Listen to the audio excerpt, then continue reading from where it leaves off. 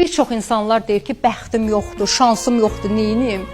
Bəxt, şans bilirsiniz nədir? Əziyyət çəkmək lazımdır, zəhmət çəkmək lazımdır, səhər 6-da yuxudan oyanmaq lazımdır, qazanılan pulun qədrini bilmək lazımdır, evə girən hər xırda ruziyə belə sığal çəkib şükr etmək lazımdır.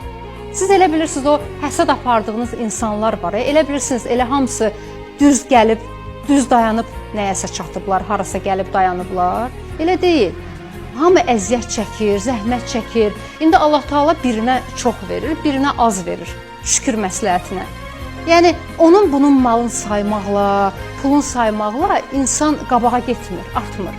Əksinə o niyyətli, o qəlbli insanları Allah Taala artırmır.